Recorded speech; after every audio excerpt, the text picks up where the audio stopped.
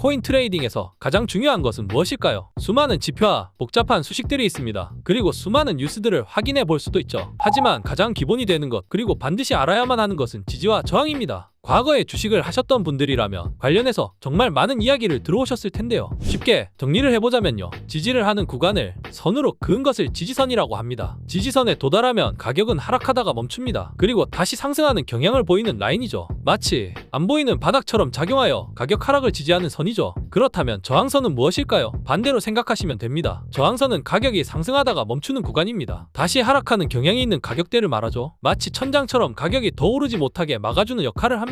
쉽게 생각하면 공이 바닥을 치고 튀어오르는 게 지지선이고 천장에 부딪혀 내려오는 게 저항선이라고 볼 수 있습니다. 서포트 라인이 바로 지지선이고 레지스턴스 라인이 저항선입니다. 흥미로운 점은 지지선과 저항선이 서로 바뀔 수 있다는 것입니다. 예를 들어 가격이 강한 저항선을 돌파해서 상승하면 그 저항선이 새로운 지지선이 될 수 있습니다. 보시는 것처럼 가격이 상승하면서 저항선이 지지선이 된 모습을 확인할 수 있죠. 반대로 가격이 지지선을 깨고 내려가면 그 지지선이 새로운 저항선이 될 수도 있습니다. 이런 현상이 발생하는 이유는 투자자들이 과거의 가격 움직임을 기억하고 있기 때문입니다. 그래서 한번 중요한 가격대가 형성되면 그곳에서 다시 매수나 매도세가 강해질 가능성이 높은 것이죠. 그렇다면 왜 지지와 저항이 중요할까요? 첫 번째, 투자자의 심리와 밀접한 관계가 있기 때문입니다. 지지선과 저항선은 단순한 선이 아닙니다. 실질적으로 많은 투자자들의 심리와 밀접하게 연관되어 있는 구간이죠. 예를 들어 일정 가격대에서 매수세가 강해지면 그곳이 지지선이 됩니다. 반대로 매도세가 강해지면 저항선이 형성됩니다. 두 번째, 매매 전략의 기본 지표로 삼을 수 있습니다. 이 개념을 알면 매매 타이밍을 잡기가 훨씬 쉬워집니다. 예를 들어 지지선 근처에서 매수하면 손실을 최소화할 수 있죠. 반대로 저항선 근처에서 매도하면 더 높은 수익을 기대할 수 있습니다. 그래서 아주 기초적인 개념이지만 그만큼 핵심 개념이며 가장 기본적인 투자 방법이라고도 할 수 있습니다. 때로는 너무 단순해서 무시를 하지만 절대로 무시할 지표가 아닙니다. 오히려 더욱 집중해서 살펴봐야 할 라인이죠. 그렇다면 지지선과 저항선 그리는 방법을 알아야겠죠. 방법은 매우 간단합니다. 첫 번째 방법은 수평선 그리기입니다. 아주 쉽고 가장 간단한 방법입니다. 차트에서 눈에 띄는 고점과 저점을 연결해보세요. 여러 번 지지받거나 저항받은 가격대가 있다면 그곳이 중요한 지지선 또는 저항선입니다. 두 번째로는 추세선을 그리는 것이죠. 상승 추세라면 저점들을 연결한 선이 지지선이 되고 하락 추세라면 고점들을 연결한 선이 저항선이 됩니다. 세 번째로는 이동평균선, MA를 활용하는 것입니다. 51선, 200일선 같은 이동평균선도 지지선이나 저항선 역할을 할 수 있습니다. 많은 트레이더들이 이 선을 기준으로 매매하기 때문에 강력한 지지 저항 구간으로 작용할 수 있습니다. 소위 이평 때리기 등이 대표적이죠. 그렇다면 지지선, 저항선을 활용한 매매 전략은 무엇이 있을까요? 첫 번째, 지지선에서 매수하는 방법입니다. 가격이 지지선 근처에 도달하면 반등할 가능성이 높습니다. 따라서 지지선에서 매수합니다. 손절가는 지지선을 조금 아래에 설정합니다. 손절 퍼센트는 반드시 정해놓는 것이 심리적 안정감을 줍니다. 저항선에서 매도합니다. 가격이 저항선에 가까워지면 하락 가능성이 높아집니다. 이때 매도 포지션을 잡으면 고점에서 매도할 수 있는 기회가 됩니다. 하지만 정말 크게 수익을 볼 자리도 있습니다. 바로 돌파 매매입니다. 정말 그동안 오랫동안 못 뚫었던 저항선을 뚫는다면 상당히 높은 파동이 나올 수 있습니다. 즉 가격 상승이 한 번에 올 수 있다는 것입니다. 돌파가 일어난 후 그 가격대가 다시 지지 또는 저항 역할을 할 때 진입하면 좋은 기회가 될 수 있습니다. 저항선을 돌파한 그래프입니다. 보시면 저항을 완벽히 돌파한 뒤 조정을 받습니다. 그때 이전 저항선이 지지선이 된 것을 볼 수 있죠. 그러면서 다시 상승을 하게 되는데 폭발적 상승이 일어납니다.